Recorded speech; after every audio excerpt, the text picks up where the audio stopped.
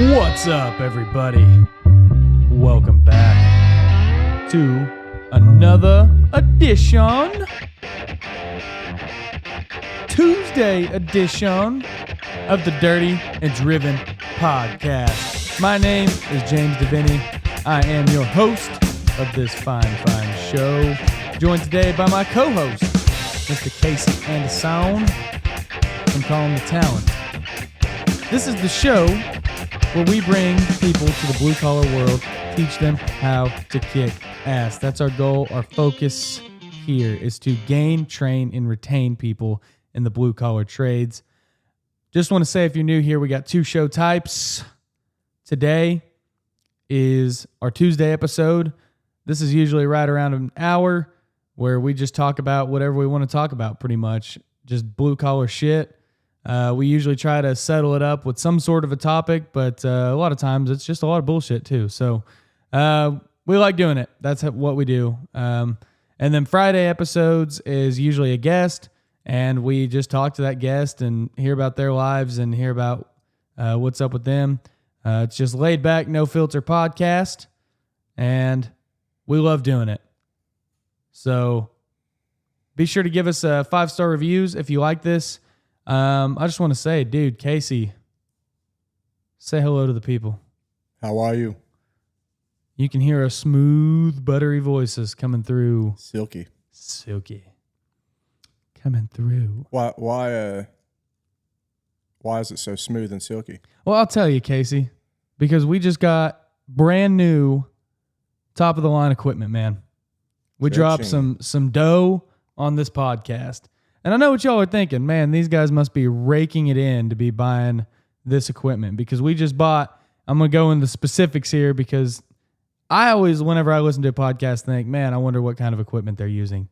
We bought 2 Shure SM7B microphones, a few Rode PSA 1 Plus mic stands, boom stands, got a Rodecaster Pro 2 and a MacBook Pro, and we got some other equipment too. That's less exciting. But yeah, so that's what we're kind of rolling with here. Brand new stuff.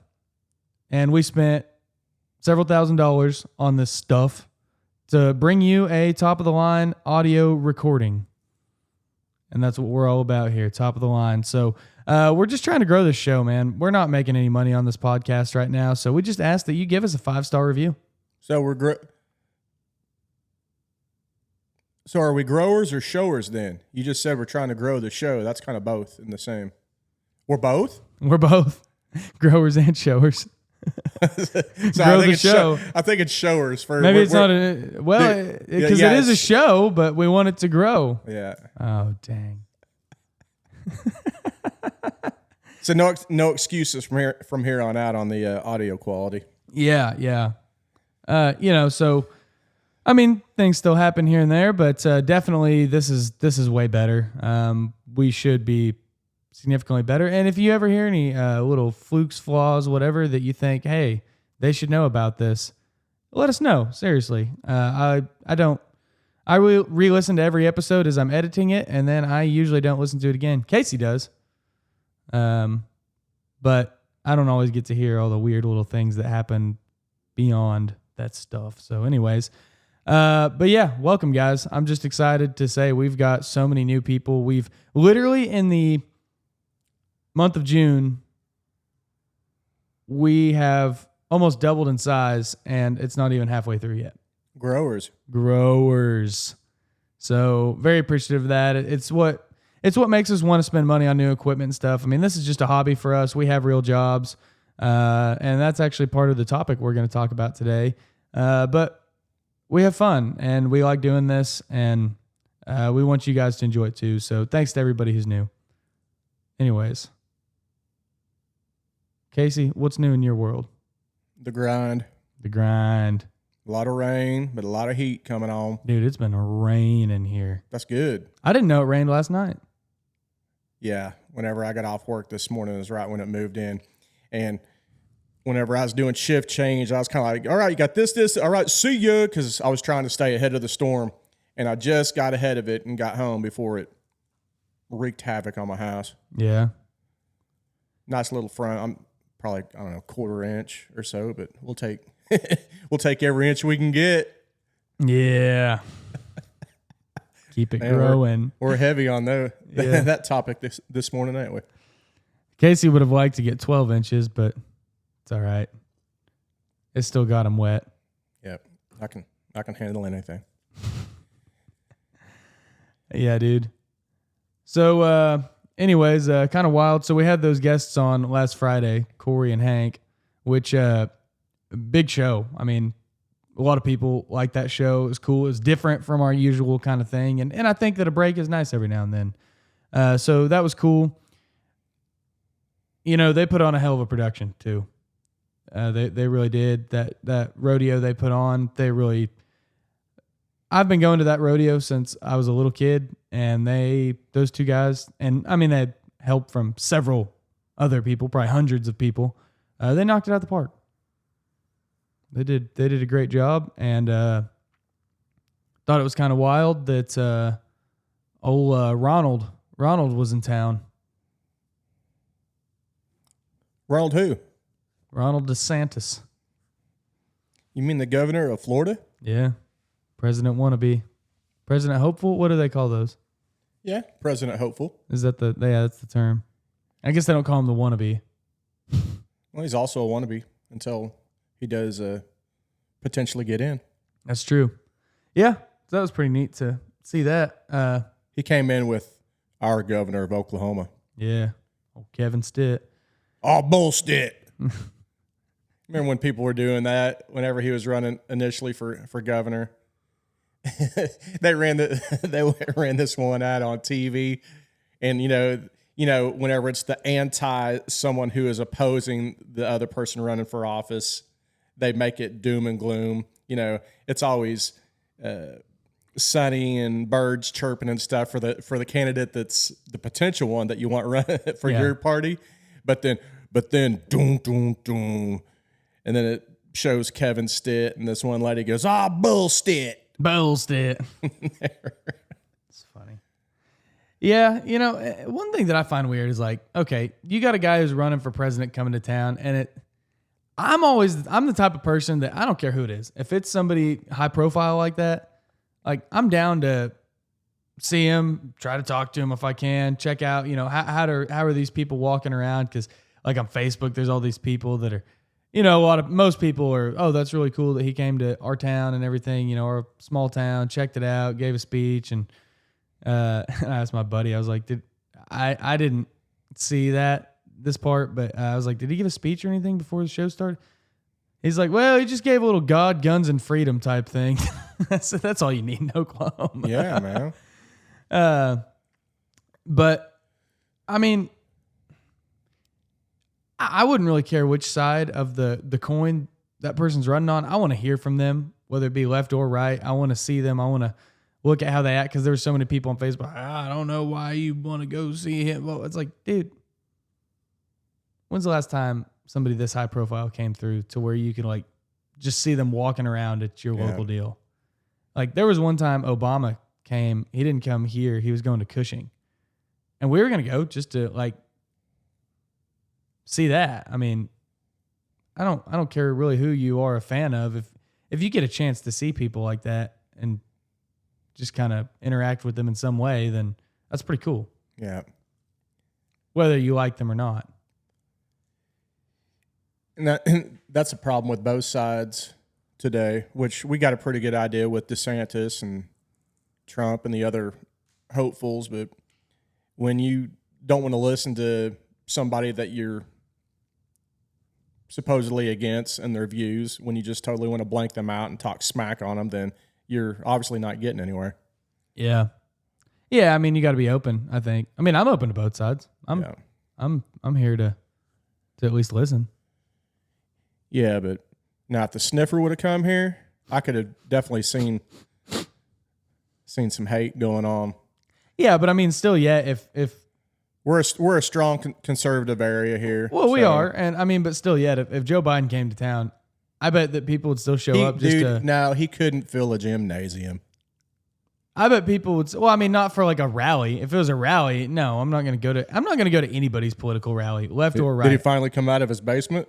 I'm not going to go to any political rally. I would consider going to a Trump rally, but not because of like, big Trump guy over here, solely just to see the spectacle that is anytime that there's an event that can draw 50 to 100,000 people in an arena or a stadium, there's something cool going. Like there's something worth seeing in there, whether it be a concert or a speech or something. I would go see that just a people watch, dude. I mean, life's about your experiences and the people you see and meet, and anything that can draw that kind of a crowd is probably worth at least witnessing. Now, I mean, but like, let's say, Joe Biden just came to the rodeo. Like, I'd still go just to be like, all right, you see all this shit in the news and on the media, and I mean, how true is it? You know what I mean? I still want to go and explore and see and kind of figure out my own opinion of things, not just what the TV tells me. I think if people especially if people were to show up to see Joe Biden, it'd be like going to NASCAR. You go for the race, but really you go for the crashes, don't you? That's exactly what I'm saying. So that's kind of what I'm getting at. Yeah. When you go there with Biden, they should have like an over-under counter up there, like saying 3 is the over-under. That's the magic number for how many times he's going to fall. Yeah. And 2 for how many times he's going to walk the wrong way and have to be led. 4 for how many times he's going to sniff somebody underage. Well, but see, like, that's what I'm saying is, like, we see all that on TV and stuff, and obviously that stuff happens and it's true. Oh, you're saying it's deep fake? You're saying it's not real? No, I'm just saying, like, I would like to go and see something in person of, I mean, this dude's obviously not tripping every other step, but I mean, we see the videos all the time. I'm sure he's sniffing babies and stuff, but it's like, they keep him out of the camera as much as they can. Well, I know, that's what I'm saying. That's what I'm saying. I'd like to see in real life how bad is it, because it could be worse than what we see. Honestly, dude, no super duper hate on the guy, but he's in his 80s. Yeah. No person in their right mind, family member, should even allow grandpa to be out there in public like that. I just wish that we would get rid of the 2-party system.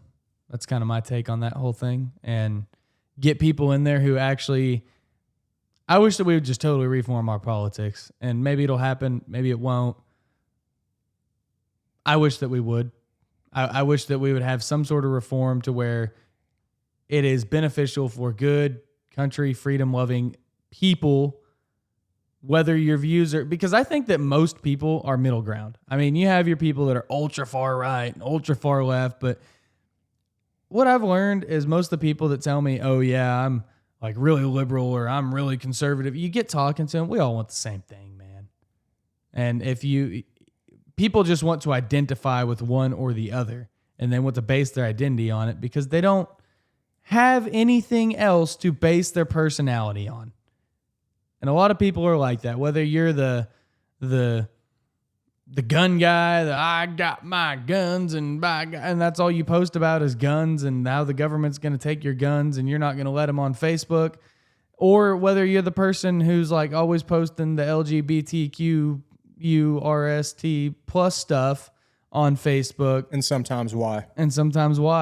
And like both those people are the same person on the other end of the thing. But most people are girls that are, hey man, I want my freedom. I want my groceries and my interest rates to be fairly cheap again.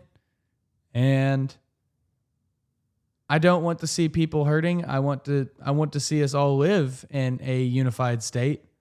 I don't want to glorify certain people or encourage people to live certain lifestyles, but I just want to see us all living under the same tent and everybody be happy. I mean, I think that that's what most people want. Now, do we have different ideas and avenues to get there? Sure. But yeah, that's just kind of a short talk on politics. Well, the more they can keep us infighting and bickering, and the more that they can do this pork barrel politics where they'll throw in a 10,000 page bill and sneak in all this money for stuff that ain't worth a crap. Yeah. You know, it's never going to happen. But if you took money out of politics or any decision making, then I could see us getting some good, truthful things being done. But I know there's a lot of politicians that go in with good intentions. Yeah.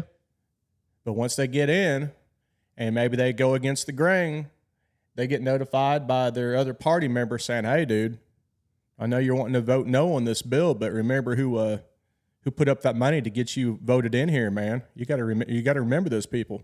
Yeah, there's a system, man, and then if you really want to blackmail you, hold dirt over you. Yeah, that's what I'm saying. I mean, you look at a lot of these guys; they spread so many lies and stuff about them. Got it. And here's the kicker. Let's say, was there one person who never sinned their whole life? Yeah, there was one person. Who's that? It was Jesus. Okay. Well, but let's say you were almost as good as that guy, right? Right. Let's say that you never did, which everyone's sinned. We'll say that. Yeah. But let's say that you never did, and you're either running for office or you get in a certain position. The other side, just like they do with Trump, the other side will start throwing all these accusations when you have a totally wholesome background. You have never done anything wrong, but the other side, although you are super perfect, as long as you're on your heels, defensive, you will be defending all these accusations instead of getting the job done. Yeah. So then what happens is people like Trump don't get elected because they're constantly dealing with Russia, or all these fake made up stories. Then after the damage is done and somebody else gets in office or they get you out, 3 years later, once the damage is done and they do all the supposed investigations, it'll be the very back page of the newspaper in really, really small captions saying, "Oh, by the way, what happened in 2017 when we made these accusations against James Devaney?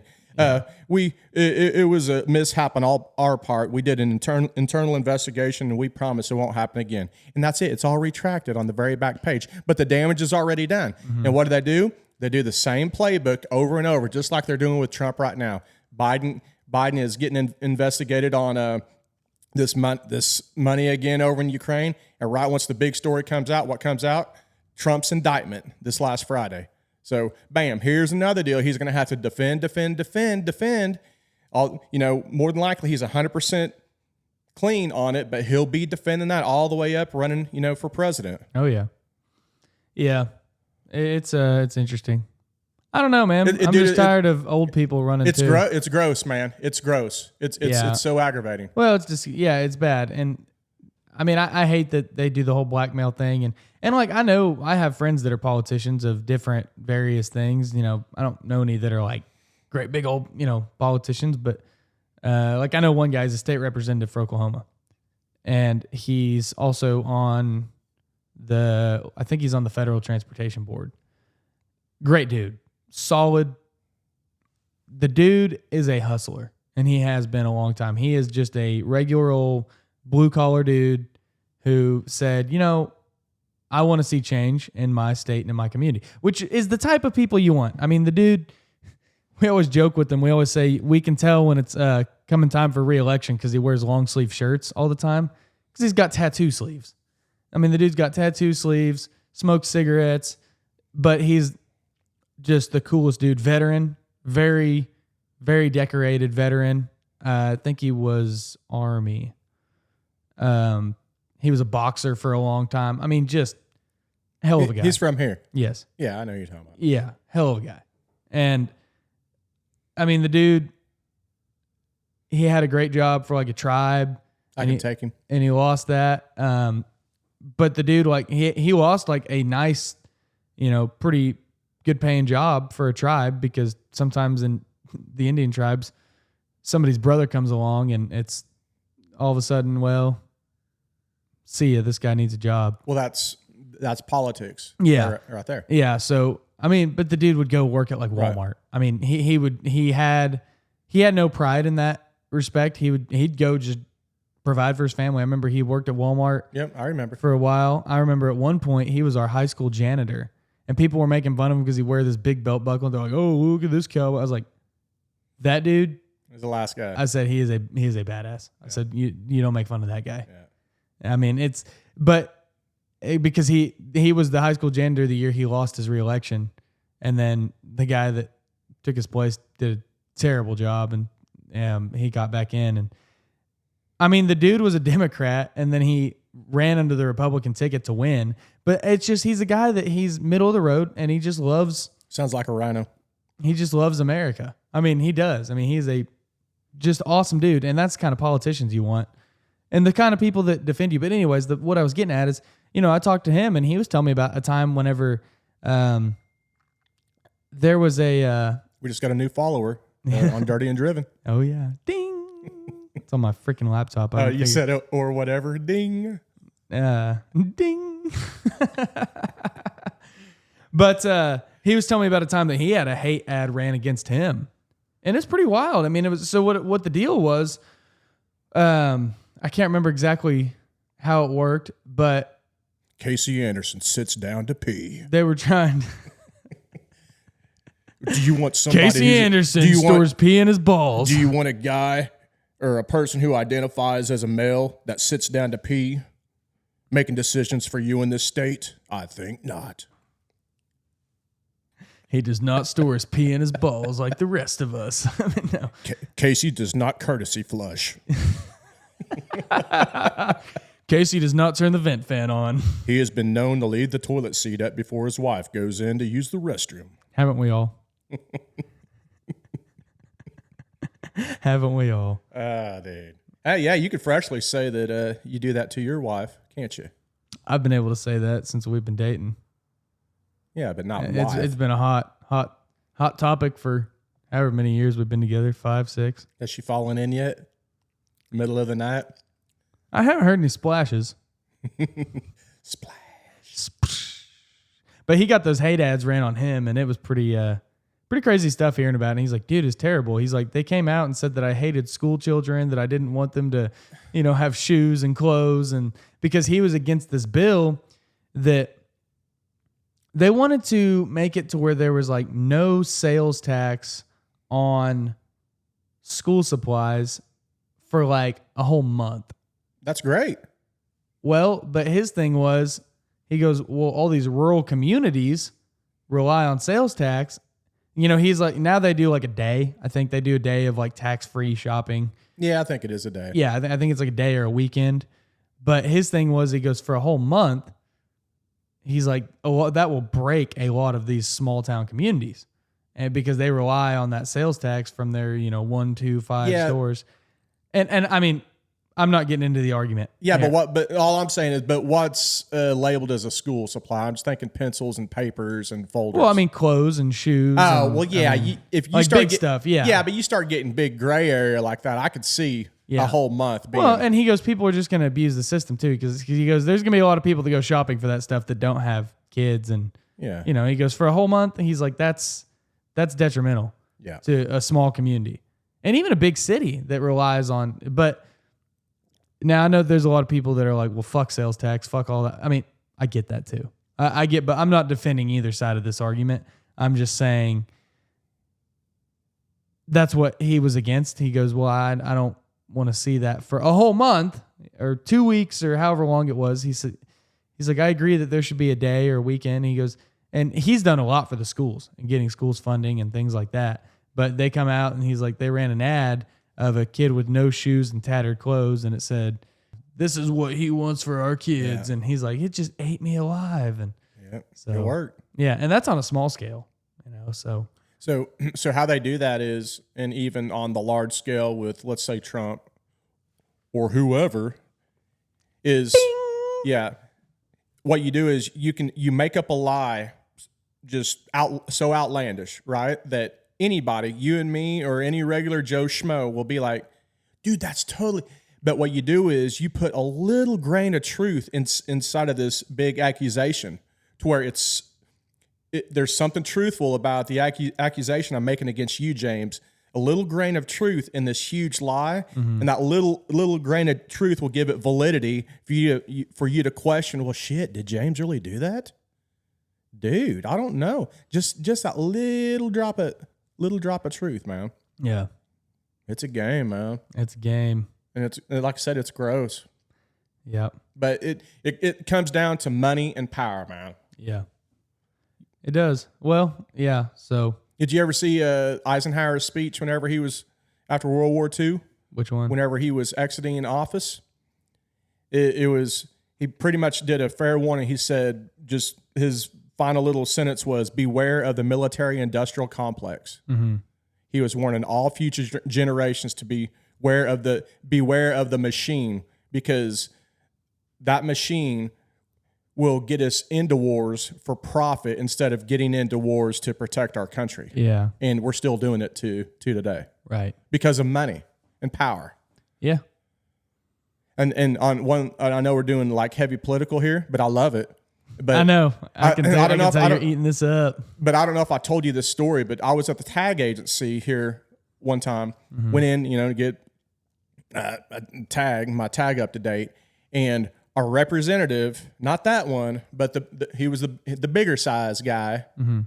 He came bopping in there, and they're like, hey, and the guys behind the counter asked, hey, how's everything going down, at the Capitol? And he goes, oh, everything's going good down there. Is there anything I could do to help y'all?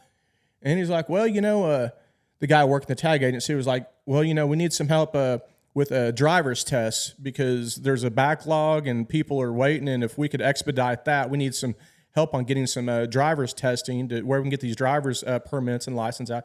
Well, I'll see what I can do. And all right. And so then the gals behind the counter said, so Representative so-and-so, how's everything been down there? Are you enjoying it? He goes, well, everything's good, but you know what? You know what's so tough? And they're like, what?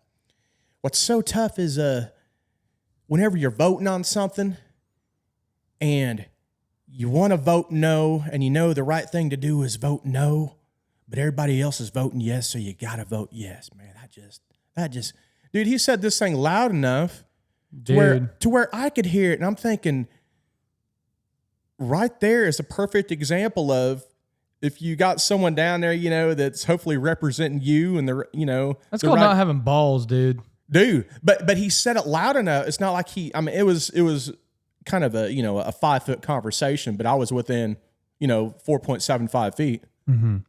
And yeah, well that's a tough spot to be in, and that's where we've talked about all this, mainly conservative politicians and stuff. Like, I mean, that's where I'm not totally 100% sold on, say, like a Desantis.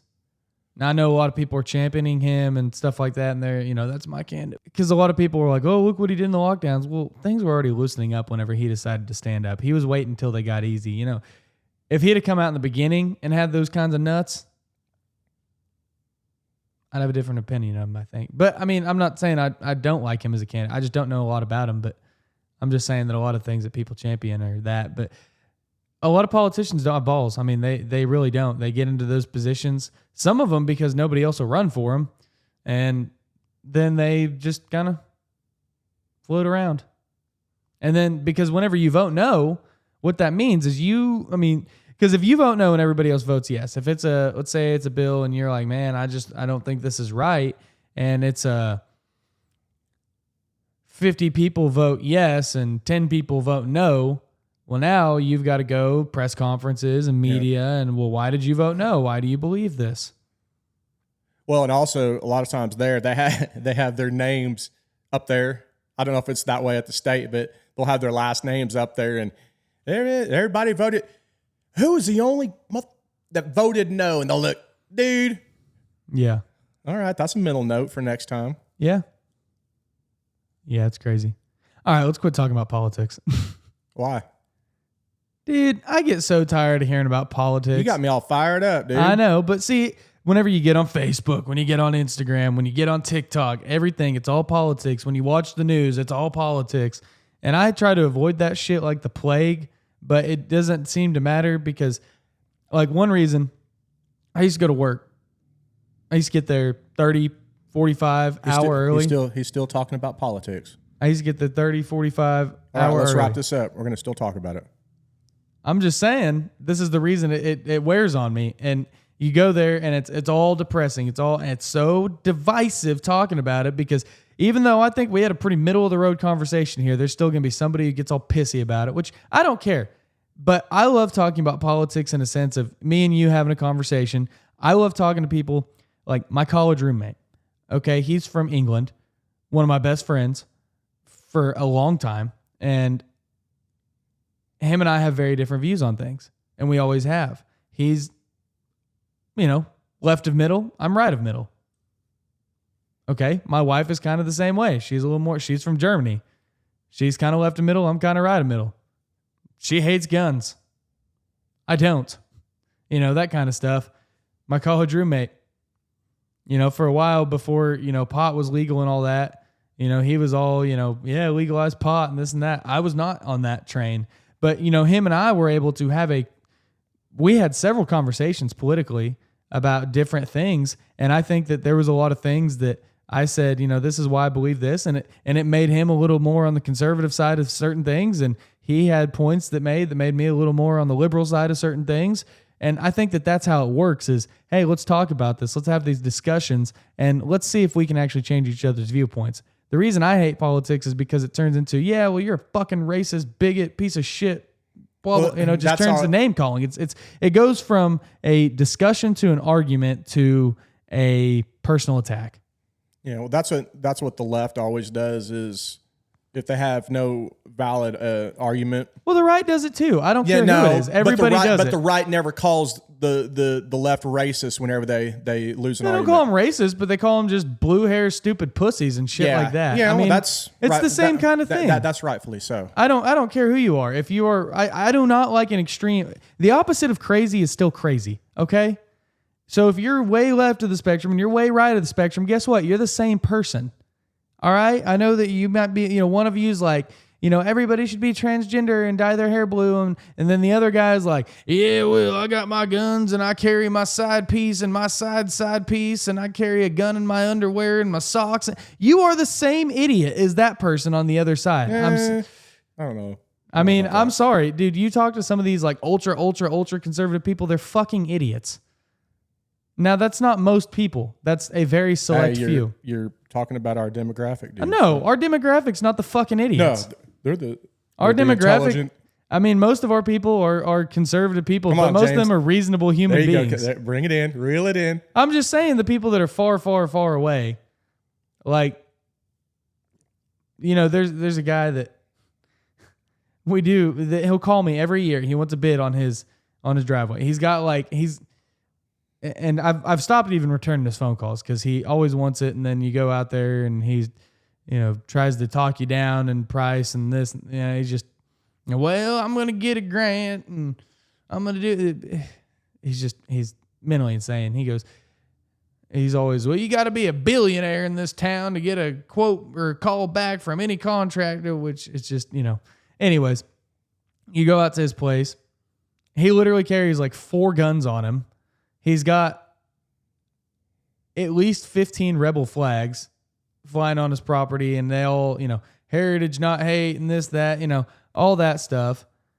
You talk to him, and he'll be like, well, them damn black people, or he's just like so far crazy right that it's just as bad as the so far crazy left people. Okay? Like, you get talking to the guy, and you're like, this guy is insane. And it's just, that's the people I'm talking about. I don't care. I don't care if you claim to be right or left. If you're crazy and you're stupid, then you're crazy and you're stupid. Got you all worked up. Yeah, you did. I did it. Yeah. I did it. Yeah. No, dude. I kind of hate. I'm sitting back here just twiddling my thumbs going, I did it. You're like, I did it. Got James to say stuff that he's going to have to edit out later. No, I won't edit that out. All right. The only thing... Might think twice. I told you, man. We don't edit much on this show. No filter. Except the holiday story.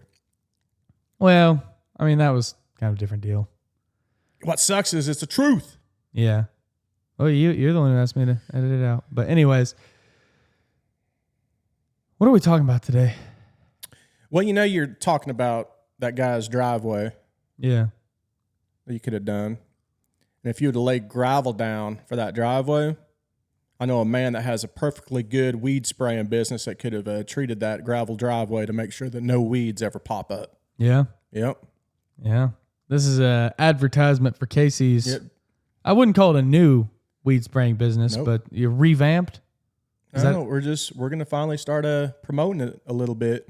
Yeah, I mean, take off. I plug all my shit on this show, so you might as well plug yours. 'Tis the season. 'Tis the season. ABS weed control. That's ABS, not a bullshit. Is that anti-lock brake system weed Pretty control? close. You can, it's an acronym for anything, but ABS stands for Anderson Brothers Solutions. Was where I got the ABS from. So it has nothing to do with your body complexion. No, but that's kind of the play on words, abs, because I'd follow it up with a safe ground needs abs whenever I was doing it in the oil and gas industry. Oh, okay. Because A strong ground. well, yeah, but a safe ground needs abs. Nice. Because ideally, you don't want weeds growing up around your meter skids or your provers or your block valve sites. And also, it's a fire hazard should a fire come and get close to your piping and your flanges. And also, wildlife like to burrow and make nests inside of weeds and trees and foliage. Yeah. But if you get all that shit cleared out, it's a safe ground. And a safe ground needs someone like ABS to come in and take care of it. So you're saying if it has vegetation, it's not safe? Not in that line of work. Oh, okay. And you probably wouldn't want heavy vegetation on your gravel driveway or in your cracks and crevices on your sidewalk. You don't want to trip over a big-ass dandelion. Mm-hmm. That's where I come in and Big smoke ass them out. dandelion. Smoke them out. But if you want to keep that nice, pristine lawn that's in your front or backyard, that nice, pretty fescue, you do not want me because I'll kill it. Murder And it. firsthand experience, probably 5 years ago, I tried to spray some weeds in our backyard for my wife. We had nice fescue. Well, I was a little hot and heavy on the chemical. What kind of chemical do you use? Well, for what I use, the main thing for the post-emergent is glyphosate, any type of glyphosate. Roundup is super expensive, but if people want to use it for small local jobs, it's fine. But just I buy it by bulk, just concentrate of glyphosate. And then there's a couple different pre-emergents that I do. So not only you have your post-emergent, which post-emergent is anything that's actively growing that you can see. Yeah. Anything that's green, that'll kill. But then you have pre-emergent.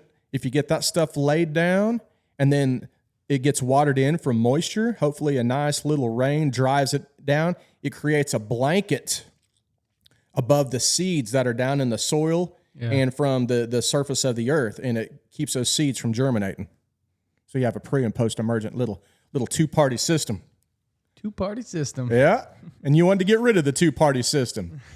That's part of my application, man. You're like, you're trying to kill my line of work, James. Yeah, shit, man. Throw in some surfactant there and some dye so you can see where you're spraying. Dude, okay, I got a funny story about that. And so, by the way, our topic today is side hustles. And we're going to kind of talk about what we do, how we manage that. Because I bet most blue-collar people do side work. They have either a side business or they're trying to earn some extra money. They have a job, they work in the trades, but they either want to earn more, especially during the summer months, or for people to get laid off, they might have their own business in the winter months, or they're people like you who work shift work and they have a lot of free time, stuff like that. So that's kind of our topic. But real quick on your dye story. Dude, you blew my dad away the other day whenever you were at their house spraying. And he goes, did you know that? He's like, Casey had like the best idea ever. He like put dye in his weed killer. I was like just to see where he's spraying? Yeah, just to see where he's spraying. I thought that was insane. He just puts a few drops of dye in there. I was like, yeah, man, it's a pretty common practice. That's why these guys paint people's yards pink and green and stuff like that. And he's like, well, I thought it was genius. He just was blown away by that. That's why he's a stud in his field, and I know nothing about his field, you know? Yeah. No, that dye, I know it's generic talk, but there's this one company that used to come out and spray for this oil company that I work for. It's not tough to find out. But this weed spraying company would come out, and the old man would never use dye. He didn't believe in dye. And the kicker is, when you're spraying sites that are big old pump stations, which you've got not only piping, but you got the gravel, and it's 100 and some degrees outside. That gravel is normally 30 degrees on a hot summer day, and you know it too with asphalt. That gravel, you could take a temperature gun. If it's 100 degrees outside, ambient temperature, you can shoot that gravel, and it's 135 degrees. That's how much heat radiates from the ground. Yeah, way hotter.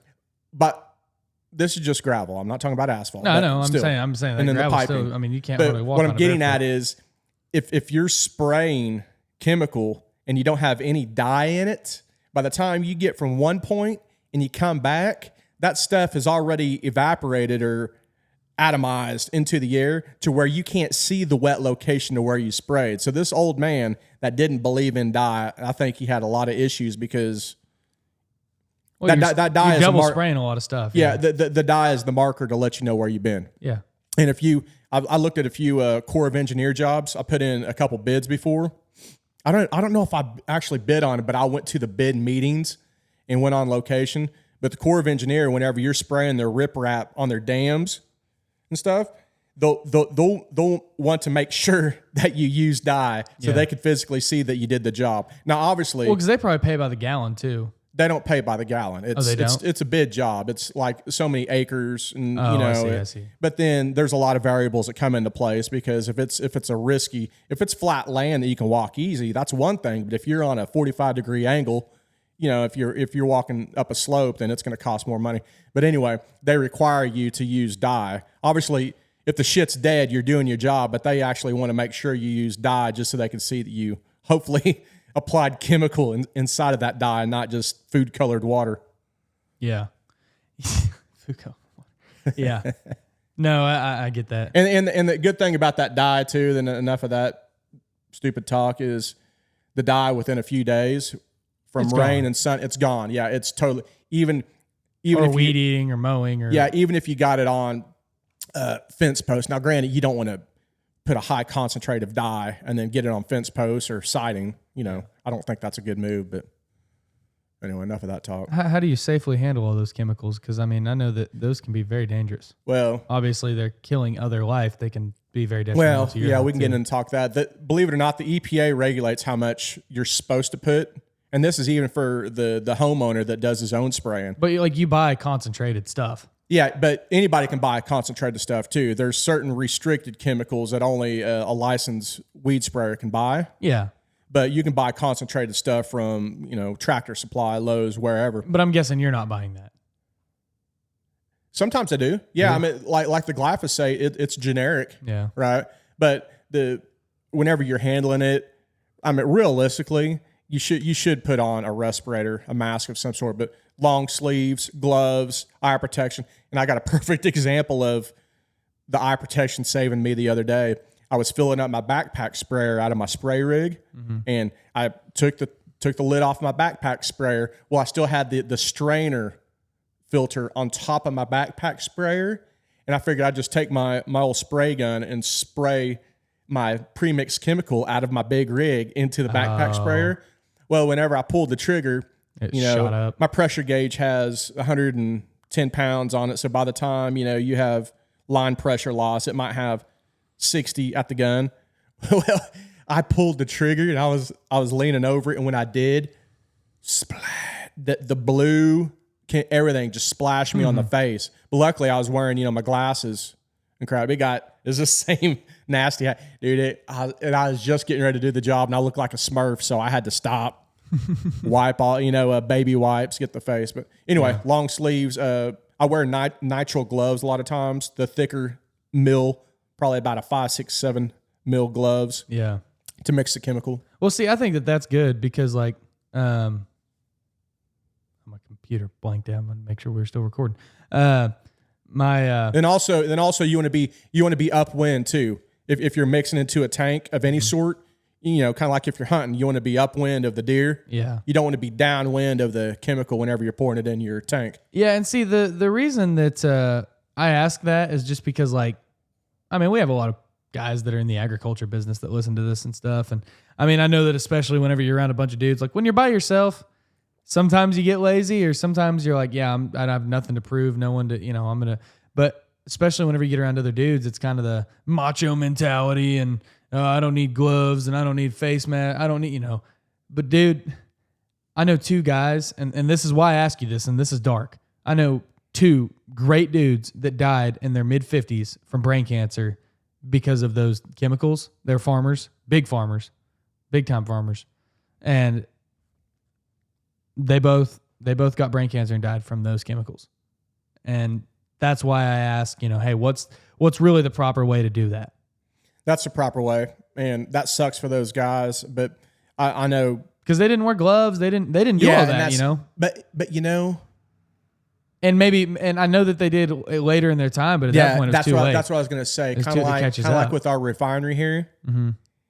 When you learn as a company over years of trial and error, and you learn the mistakes that you made, you get tighter on your safety protocol, your PPE, the way that you handle hazardous chemicals and dispose of them.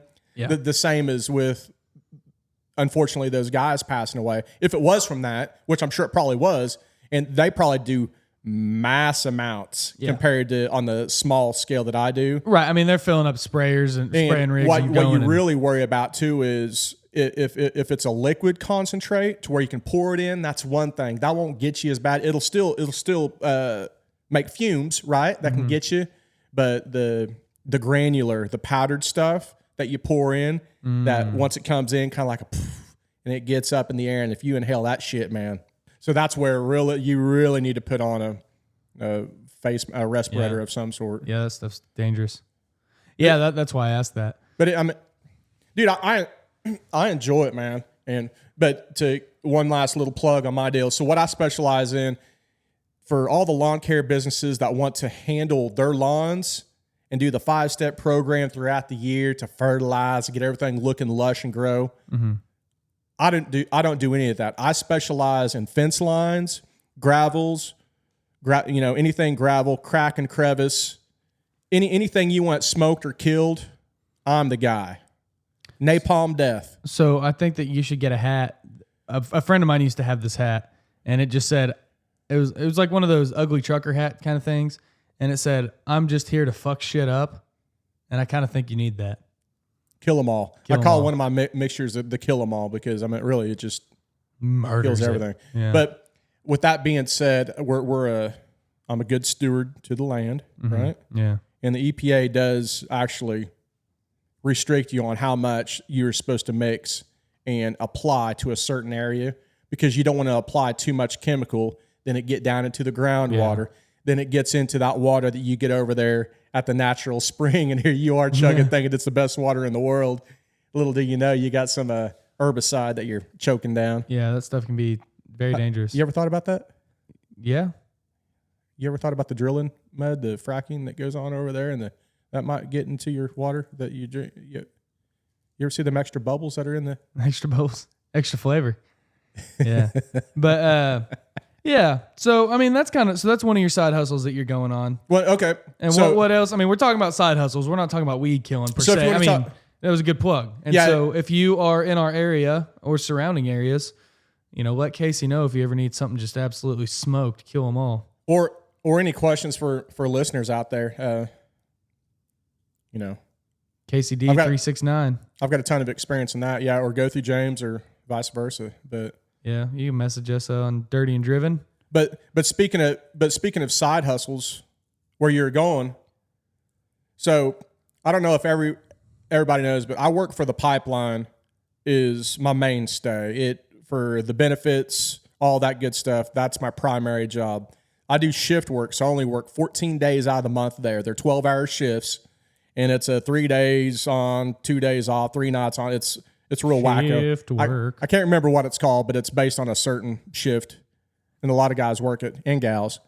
But I have a ton of time off, and in that ton of time off, I use my construction experience, my maintenance experience, my not being afraid to raise your hand at an opportunity experience to hustle all work on the side. Mm-hmm. And in the past, I really started to get into just doing general maintenance and emergency maintenance for people. And that's when I got involved with James, you, and your mom.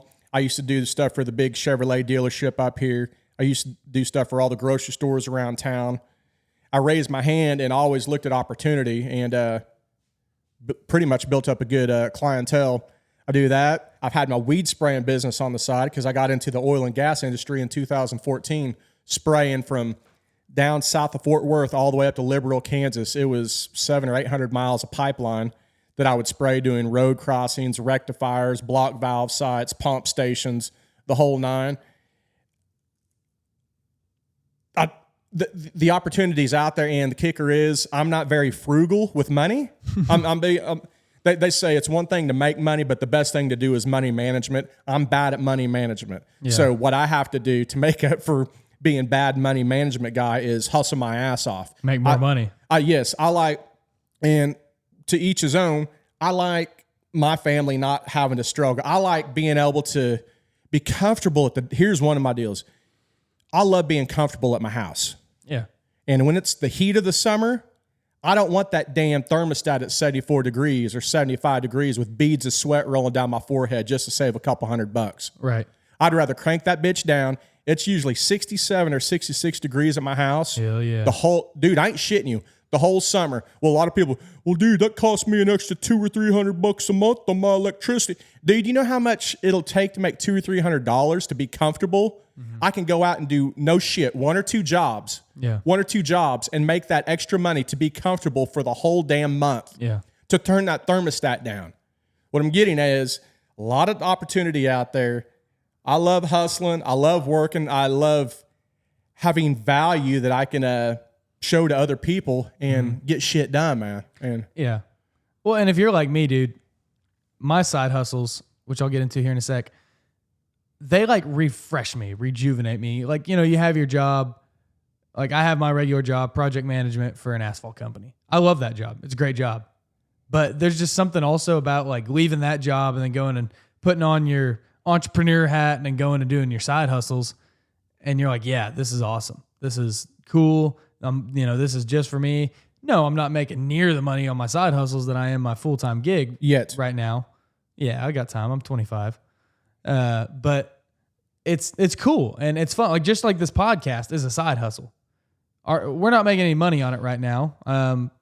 Pretty soon we're gonna have some cool little things come up that a lot of the listeners probably will like that will be behind the paywall, and hopefully we'll be supported by that. Which, by the way, some guys have said, "How do we support your show?" Right now, the best way to support us is to give us a like, follow, and a share. And if you want to buy a T-shirt, let me know. I'm going to be putting them on the website here soon once they're this batch is finished making. But anyways, neither here nor there. But like one thing I want to say is like if you're struggling, especially if you're a blue-collar guy, and this is why the blue-collar trades are so important. You can go work for somebody and you can learn a skill. And you can use that skill. You can go work for this company and get your insurance and your 401k and your benefits and all that good stuff and your good paycheck, whatever skill you want to learn, whether it be just a labor job, busting ass, shoveling and raking and stuff, or whether it be a little more technical job like a plumber or electrician or an operator. But you can take that and you can learn the values of just hard work and figuring things out. That's one of the biggest skills you can learn in the blue collar trades is just how to figure shit out, right?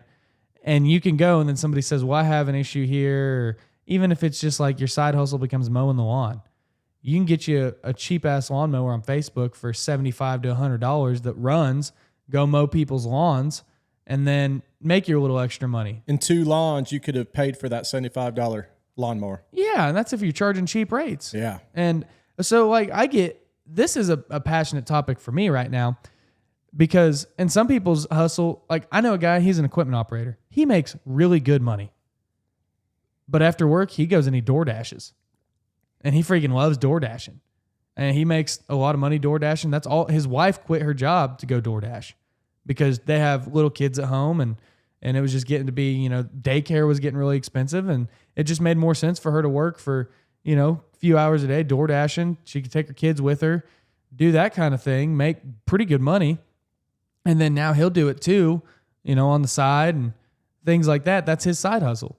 I mean, he doesn't want to work construction outside of his construction job. I get that. So his side hustle is door dashing.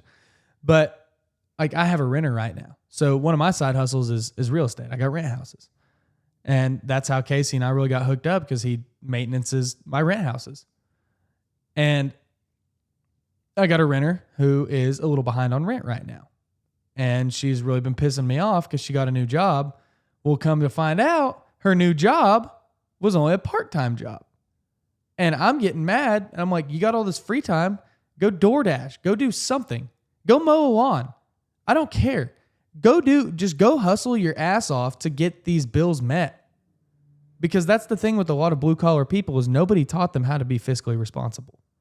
And I'd love to do an episode solely on just money management, because I think that it is so important, and so many guys in the blue collar trades are behind on their bills. They have bad debts. They made bad decisions when they were young, especially guys that joined the oil field when they were 18, 19 years old and get out and they're making $40, $50 an hour and, working 90-hour weeks with overtime. And now all of a sudden that they're buying all, a $90,000 truck and a boat and maybe a down payment on a house, and they're just blowing their money like nobody's business. Well, then the oil field dries up. They got all these payments to make, and now they're not getting 90-hour weeks with crazy overtime pay. So they're still trying to make these payments. Now they can't do it. They get repoed. Well, now they're still living with that when they're 30, 40 years old because of just stupid decisions they made. So I'd love to do an episode solely on that. But what I'm getting at here, and what you're getting at, even if you're not the best money manager, one of the best things you can do is grow your cash flow. And what's cash flow? Cash flow is how much cash you're bringing in. So like an investment, like stocks or even like a rent house brings in cash flow, but like more so you're just using that to make your payments and then eventually sell that property, hopefully, and make a big chunk of change on it. But like cash flow is how much cash is getting into the bank. And there's some things you buy, like if you buy gold, that's a non-cash flowing investment. You're buying that to hold your money in that. It's a safe play. But cash flow is like you go mow a lawn, somebody gives you $75. Boom. Boom. That's cash flow. And the more cash flow you can bring in, the better off you are. So I think side hustles are great, especially for blue collar people. Now, some people don't want them. Some people, their side hustle is they get off work and they want to go fish, and they're not making any money on it. That's just their hobby. They don't want a side hustle. They want hobbies, and that's cool, man. But I think what's cool, like what's important to talk about, is really how to manage those side hustles. Which we're going to talk about that another episode. Yeah, we're going to talk about it on this episode. Manage. I thought you were talking about managing money. No, manage side hustle. All right. Managing all right. I like this. Yeah. Well, I mean, look, dude, you and I both work full-time jobs. Okay. I work 50, 60 hours a week at my regular job. You just said your shifts, right? You and I are both married, not to each other, but we're both married. We both have wives. You left it open. I left it open. I didn't go there. Yeah. Awkward silence. It wasn't awkward. They just couldn't see the passion in the eyes we had. You did look me in the eyes after you said that, though. I winked, too. Yeah. Licked my lips. Winked something at me. But, but I mean, what we're getting at here is we both work full-time gigs. We're both married. We both have families, and we both have hobbies. I mean, you and I, we both play hard. I mean, this is a hobby. Dude, this is kind of a hobby. Yeah. Obviously I'm not getting paid, but I told you before, this is kind of the therapy for me, man. I enjoy it. Yeah, I love podcasts. And it, I know I took kind of interrupt you, but this keeps me dirty and driven, on brand. This keeps me driven to when I leave here each week or twice a week to go out and keep grinding and doing. This is it. This is kind of like that little pep talk. Yeah. Well, and it's just like we talked about with the politicians, with this little side hustle you and I have here, this thing that we make time for, this podcast that you and I make time for out of our weeks, because it is time intensive for us to come and record 1 to 2 episodes a week. It keeps us accountable, because if I meet a listener in person or somebody that follows us on social media that I talk to and interact with, if I meet that person in person or talk to them online and shake their hands, say hi to them, I want them to go, that's the same guy. I want them to say that is the same guy that is on the podcast.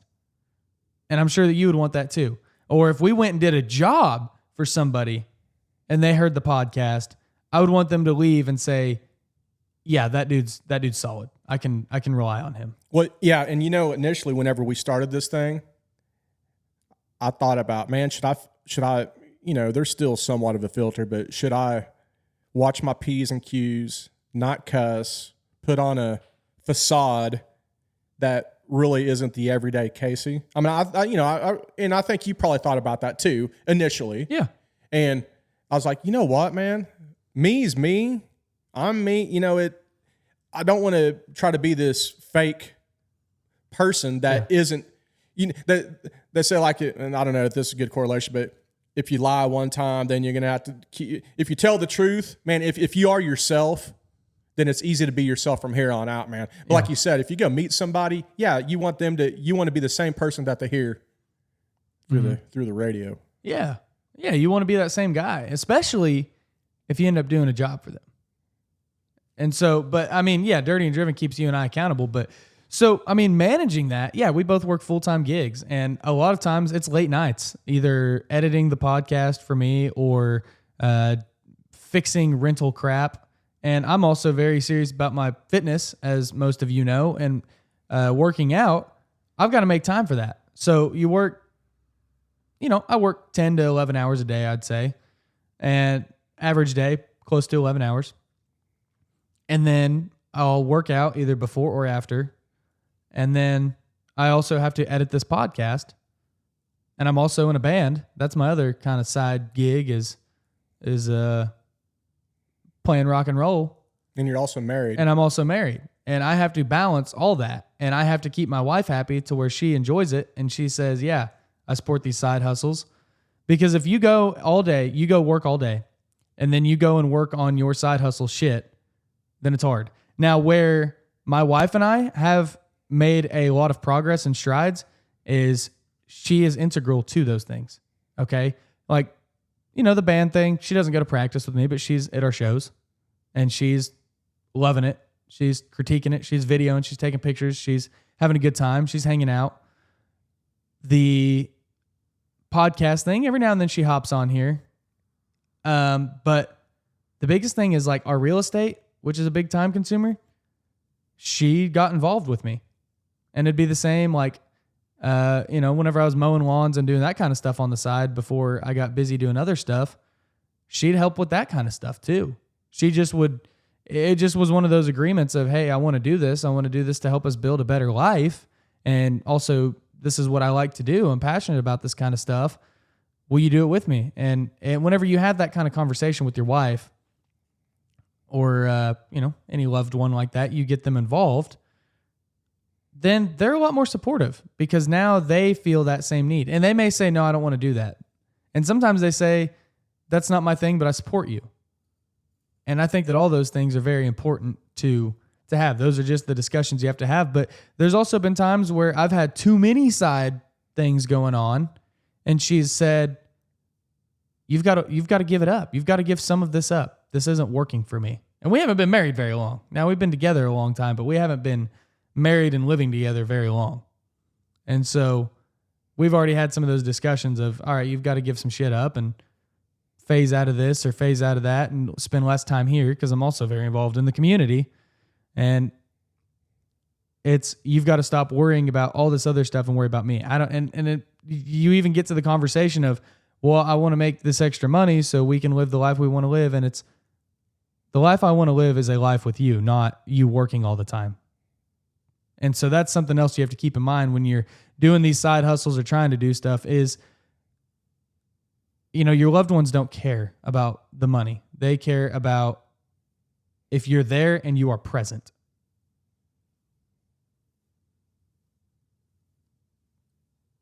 Word. No, and you gotta take care of the household first and foremost, man. Yeah, it's number one. That's number one. Yeah, as long as you're on the same page. Yeah, I do that.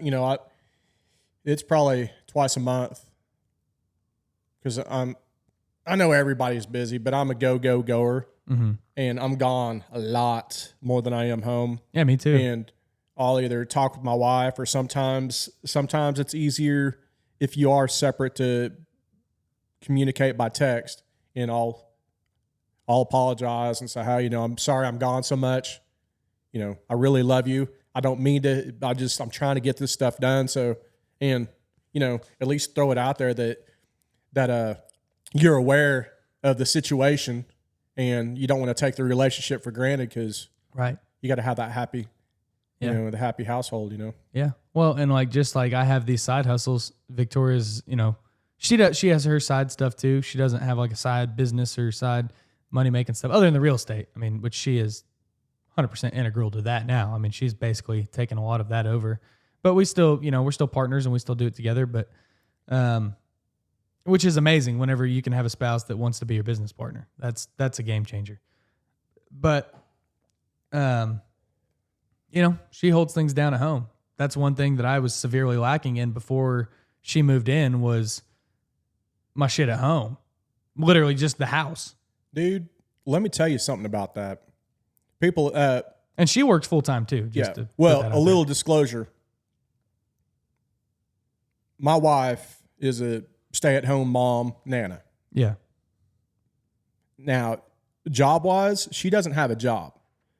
But for our family and our situation, she is more valuable holding down the house, taking care of the grandkids, all of that stuff, than if she were to go out and get a 40-hour-a-week job making, and I'm not lowballing, but let's just say $15, $20, even $20 an hour. But if she's gone 40 hours a week, that takes away from the laundry, the cleaning, the animals, the grandkids, all of that. Yeah. For our situation, she's more valuable at the house. Yeah. Now, do I tell her not to get a job? No. She's more than welcome if she wants to, but I know how valuable it is to have someone at the house full time. Well, it is valuable. And I think there's a lot of stay-at-home moms or dads that don't get the credit that they deserve. Oh, you're not working? Dude. Yeah. Let me tell you something, man, especially when all of our grandkids are running around the house. And I'm always like, babe, I gotta leave. I gotta go do this job. Because, dude, you talking about a zoo, cleaning, laundry, dishes, animals, cooking, it's a job, man. Yeah. And I think that's the biggest thing with side hustles, is trying to balance your stuff too. And the next discussion is and by the way, to your point, stay at home, parents, grandparents, very valuable. And that's a conversation that I've had with Victoria's. She's like, well, I don't know if I want to be a stay-at-home mom or if I want to keep my job whenever we have kids. And either one. I mean, fair. I mean, she makes great money doing what she does. She's a very smart engineer. Great at her job. Huge room for advancement. But if she said, I want to stay at home and raise our kids, I 100% support. And let me tell you, let's go. And I 100%, 1,000% know that you could figure it out and do it if she did stay. And if you did lose her income, I know damn well, because you're like me, I know that you would figure it out to make it work. Yeah. It might not happen that first year or 2 years from the loss of income, but I guarantee you within probably 3 to 5 years, you'd not only make up for that, but then you'd be on the up and up. Oh, absolutely. Yeah. And so that's cool. So, I mean, stay at home stuff is, and that's another point I want to make too, is like on the side hustle thing, don't get so caught up in the side hustle that you're neglecting. Don't be a mark. Yeah. You don't want to, who's Mark? You don't be a mark ass. You don't mark out. It's just a stupid gang talk. Gotcha. Gang. Yeah. I mean, it's just, it's just one of those deals that you need to be there. Like, your family wants your time too. I mean, so if you have a side hustle, that's great. And like you're saying with your weed spraying business, you used to do it for pipelines. You were on the road a lot. And if it is that situation where you're doing that to make ends meet, where you've got to travel and you've got to work out of town on your side hustle, or you got to take your vacation time. Like, I know guys that, take their vacation time to go and do their side hustles. Well, that's cool. I mean, but save some time for your family too. And maybe you're just a single dude and you don't have family, then balls to the walls, man. Good for you. That's a different, lifestyle, I guess. I mean, you and I are speaking from the perspective of having family, but yeah. And don't be afraid to get off your ass and get a side hustle, man. Especially if you're behind on stuff. I think that this is so important. Like I was talking about my renter. Dude, if you have time to sit at home and watch TV and you're behind on your rent, or you're at risk of losing your car, or your bills are behind, cancel your Netflix, cancel your Wi-Fi, cancel all the shit you don't need. That you don't need. Go to bare bones. All right. What do you truly need to live right now? You need your rent, you need your car, and you need electricity and water. So keep those three things. You don't even need gas, dude. You don't need a hot shower. You don't even need that. If you are so far behind, you don't even need that. Just get rid of it. And go hustle, dude. Work your 40, 50 hours a week and then go mow some lawns or go clear some limbs or pick up trash somewhere for somebody. You can find these side hustles and these niches and you can make good money. And I know guys that probably make more on their side hustles than they do their full-time jobs. The guys like you that have very similar jobs to you, they probably make more on their side hustles than they do their full-time jobs. I did a test the other day to where I was on Facebook and couple people put out some feelers. Hey, does anybody know a good? And it was just a couple random things. I happened to know the person, so I had an in. And I haven't done this in a while, but I did it just to see if I still had it. But I practiced what I preached. I sent them a direct message. Said, hey, man, I'm actually your guy, dude. If you need me to jump on it, dude, I can come over and take a look at it right now. And they're like, no shit. Came over there.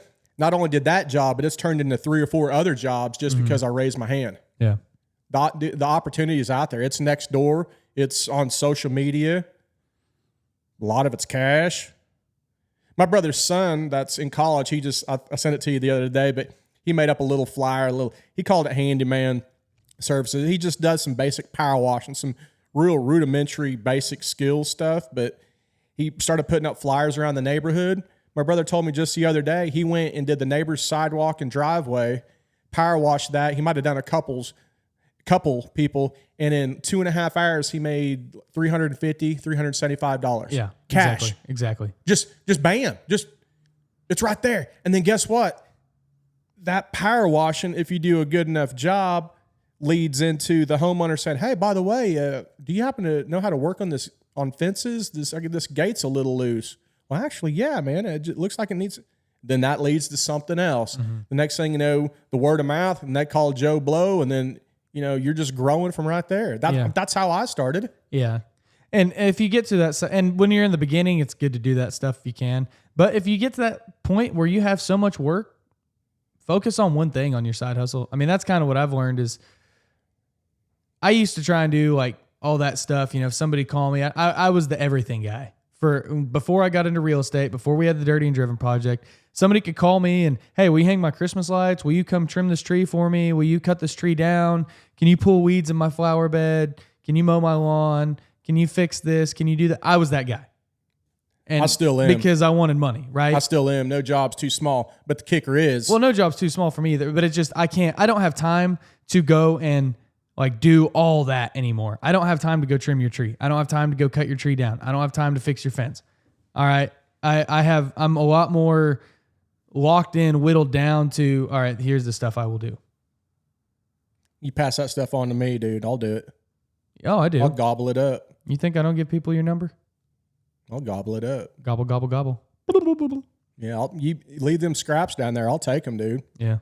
But I'll charge your ass for them, too. Yeah. Yeah. So, anyways, yeah, that's kind of a little deal on side hustles. And also, if you have a side hustle and you're thinking about going full time with it, go for it. And if y'all have any questions on side hustles, how to communicate or get the ball rolling, man, reach out to James or me, man, because I don't know it all, but I have a ton of experience. That's one thing I do want to say on side hustles, though, is if you're doing side jobs, one, be very open with your employer, especially if you're doing side job. Like if you're a plumber and you're doing plumbing on the side, or you're an equipment operator and you've got a skid steer of your own and you're going and grading driveways on the weekends, just don't be sketchy about it. Don't be shady about it. It's like, I've got this Dirty and Driven project. I talk to contractors from all over the country. So, there's been times where my employer's like, hey, what are you doing with this thing? Hey, dude, I'm just talking. All right. I'm not giving away any of our quote unquote trade secrets, which that's a whole other rant. But, I'm just talking to people. We're just trying to make this industry a better place. But if you're doing anything like that, don't be sketchy about it. Be open, be honest. If they come to you and they say, hey man, we know you're doing side work, then just say, yeah, I am. So what? You guys don't have time to go grade someone's driveway for $500. What? Well, if you want to have a good relationship with your employer, be forthcoming and get it out. Because if you're kind of doing it behind their back or sneaky snake, then it's already setting a precedent to where you're just, I ain't got nothing to hide, man. If you have a problem with it, then maybe we need to talk. Yeah, exactly. And if your employer sucks, then fuck him. But like pipeline operations, it's not like I'm going behind. It's not like you're going to go open your own refinery. Okay, I'm going to start laying this pipe. Then I got to have a pump station. I got to have a refinery. I got to build it. Well, but another conversation that comes up is, if you're doing all this, you don't have time to focus on your real job. Well, yeah, I do. Okay. No, well, one of the deals where I work at is the code of ethics. And one of the deals, if you were to do outside work like I do, and if you talked with HR, the main kicker is they want to make sure that it does not affect your primary job, where you're employed at. And a lot of times it ain't, Yeah. So, So the other thing too is be open and honest with your customers too. Just say, yeah, I work a full-time job. It might take me a little longer to do this for you, especially if it's a big job. Now, if it's a little, you can get there after work. Okay. But, just specify that, yeah, I work full-time. I work full-time for this company, and this is what I do for a living. And so it might take me a little bit longer to get here. Don't overcommit yourself. Don't overdo it. Be realistic with your timelines. And just tell them. Be open, honest from the get-go. And very clear, communicative. Like, let's say you're going to go and you're going to do a bathroom addition for somebody, and they don't want to pay the price of a big-time construction guy with a lot of overhead and stuff like that has a 5-man crew that he has to keep fed, but they'll pay you to do it, and they don't care that it takes you an extra, month or two than the other guy. That's a long time, but you be open and honest and say, look, I'm doing this after work. I'm doing this on the weekends. I'm going to take longer. You'll save some money working with me, and I will do a very high-quality job because I really care about it, but I just need you to be patient with me. And be open and honest about it. Don't say, yeah, I will have it done in 2 months and it take you 6 months. And I know you're looking at me on that one. I'm winking at you. Dude, bathroom additions or remodels are the worst, especially for a one-man job. Yeah. I'm just using that as an example. No, but just to put that out there for people who don't understand, bathroom or kitchens, man, you have good intentions. But if you're just the one-man gang, it's tough. Yeah. It's going to take some time. Yeah. And what's cool about side hustles is you can scale them. If you start a mowing crew, I know guys that make killer money in the summer months mowing. Yeah. And they're gone. They're late nights. Every evening they work full-time jobs.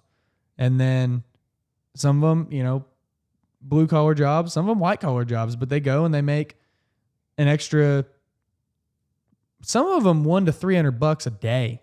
They'll go mow 2-3 lawns. They have a 0 turn. They go mow a couple lawns. They get done at 8:30, right before dark. They go home. Then they get up. They go to work, and they do that for all summer long. That's what they want to do. They make extra money, and then in the winter months and stuff, they take it easy. Yeah, and that's seasonal work, man. So you got to get while the getting's good. Yeah, And it's like some guys in some states, they'll clear snow all winter long, and that's their side hustle. And they work a regular job in the summertime. I mean, some of them lawn companies here in town, I'm sure elsewhere, during the winter months they'll hang Christmas lights. Right. And then the summer months they'll mow lawns or sprinklers and yeah. So it's that kind of a side hustle. And now and here's something I want to talk about before we wrap up. You hear stories about, well, she worked so hard or he worked so hard because he had 3 different jobs, and there's people out there, men or women, that you hear stories about. He worked 3 jobs and he worked so hard. Now, granted, you can have one sole job. That's all you have to do. But you'd probably have to be super duper frugal, pinch every penny, watch where every amount goes to, and sit here and say, no, we can't do that because we're saving. Or you could be, I'm not saying less frugal, you could be a hustler like me that I still talk about my non-good money management skills. Yeah. But hustle, work to be able to do things enjoyable, because I'd like to be able to plan for the future. Yeah.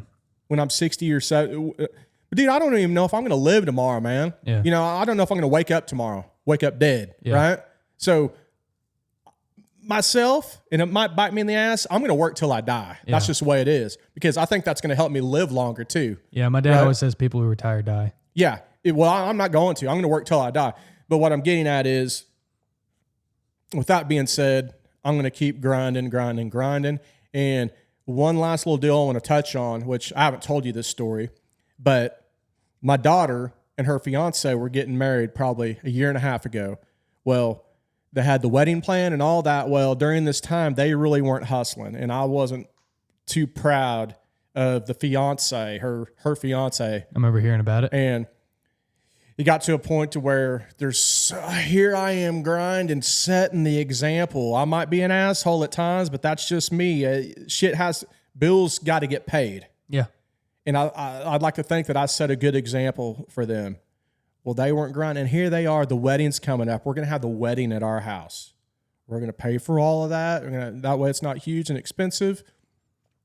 The wedding's getting close, and they still, for 6 or 8 months, aren't even actively looking for work. And this kid's young. He's a lot younger than my daughter. Oh, yeah. Well, it got to a point where my wife and I were getting so aggravated. We got to where it was kind of tough to talk to him, because they weren't out providing a means for them, especially the man of the house. Not saying the man has to be the sole provider, but it is pretty stand up for the man to be out grinding. And he wasn't grinding. Well, we had a come to Jesus moment outside of our house where we sat down and we were being transparent with my daughter and her fiance. We're getting everything out there because we both had animosity built up. Mm-hmm.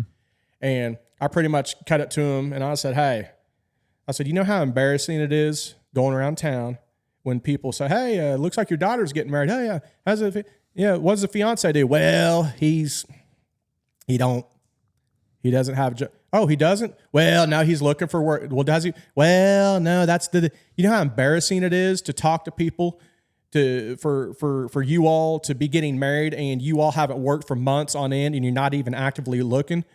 And you know what that little kid said to me? I should have grabbed him by his throat and just choked his ass out. He looked at me at the place that we have, and he sees how hard I work. And he goes, well, you know, Casey, he goes, actually, I don't want to have to work all the time like you do. I'd rather spend time at home with my family than have to be gone working all the time. I looked at that pipsqueak, and I was like, dude, you think... But you got to work some of the time. Dude, do you think I enjoy being gone away from the house as much as I do, busting my ass to have all this nice shit? You think I enjoy that? Dude, I would love to be around the family and go fishing and do all this fun stuff, dude, but the shit doesn't appear out of thin air, dude. Yeah. Yeah, and that's where you got to find that balance, which is tough. That balance is tough. Everybody talks about work-life balance, but it is tough to find that, especially if you want to live a higher standard of life. You got to work. But you got to work some. I mean, even if you can't say that shit, if you work 50 hours a week and you're sitting there saying, hey, man, you really should be doing more, then he has the right to say that. If he's working a full-time job and he's at least making money. At least 30. I mean, 20, at least 20. Part time. Yeah. Nothing. Enough to live. Nothing. If you're making enough to live, and you say, but also when you are 18 to 30 years old, you should be working a lot of hours. You should be busting your ass. Now, like whenever I was 18, I did all sorts of side work. Whenever I was 19, did all sorts of side work. When I was 20, did all sorts of side work. And it changed as I went on, because as I went on, I was able to charge more for certain things so I could stop doing the shit I didn't like to do. And then now I've got things like real estate that keep kind of cash flow coming in, so I don't have to go and like before I got big into real estate, every Saturday I would go to garage sales. I'd get up at 6 a.m. I'd go to every single garage sale in town. I didn't care how many there were. I would go to as many as I could before, say, noon. I would buy shit for $1, $2, $5. I'd sell it on eBay. Okay, that was my side hustle for a while. And then I'd be mowing lawns, and I'd be trimming trees, and I'd be doing that kind of stuff. And then it got to the point where, okay, I'm making enough money doing this, other side work that I don't really need to be selling stuff on eBay right now. That's not really what I love to do. And then I get into real estate. Okay, now I'm spending so much time on this real estate, making it perfect, because I was doing Airbnbs and stuff like that, things that are time intensive, and I was making money at them. It's okay, this is making me more money than, say, trimming trees was on the side. And then you kind of just keep progressing from there, and you find these new niches, but niches? Is that niche? That was good. Is that how you say that? Okay, but yeah, you keep finding that. And then you move on to the next thing. You may not like it right now, but if you want to start a side hustle and you want to make more money and you want to get out from under yourself, just do something. I hear people say, they're like, I want to start a business. I just don't know what to do. Well, if you're a blue collar person, you've got skills. If you're physically capable, don't depend on the government or handouts. Get your ass out there and work. Yeah. And if you're not in the blue collar industry, go learn a skill. Learn how to work and go and do it. Word. I think that's a good ending. I love it. Yeah. Oh, and to wrap up too, I know we talked about it here, but that last episode was so fun with Hank and Corey. I know we touched on it, but the Gold Buckle beer. What was that? Super light. Super light. Did you try the original? I didn't try the original. No, I just did the super light. Yeah, I know you took one of those originals home. I didn't know if you tried it yet. I haven't. But it's in the fridge. Yeah. But that super light was good, man. Yeah, man. It's just I had no clue that the rodeo comprised of so much behind the scenes stuff. Yeah, any big event like that, man, it's crazy. We used to put on mountain bike events out here at North Ponca Lake. Yeah. And just for that small scale, which we'd have a couple hundred riders coming in, but just putting that on, and I didn't even do a lot. I was kind of the behind the scenes guy. But getting all that crap together, the porta potties, the music, it's a lot. The dumpsters, the awards, man, it just, then exponentially look at that with the rodeo, man. Yeah. These guys are studs. 10,000 times bigger. Yeah. I'm thinking, Yeah, it's crazy. A lot of zeros bigger. Every event is a lot, and you know what? Shout out to the Gold Buckle people. I mean, we joked around that they were the sponsor of the last episode. They're not a sponsor for us, okay? Well, you said the unofficial. Yeah, so the unofficial. That was a nice hedge. Yeah, but, I just want to say I met with their marketing team at the rodeo, hung out with them for a while, and, dude, they're cool. I mean, they're cool people. They're solid people. They're fun. They're just great. I mean, they were a lot of fun. I think we're going to do more with them in the future. Again, they're not a sponsor right now, but I enjoyed working with them for what little capacity we did, and I enjoyed drinking their beer for free, and I got a free koozie.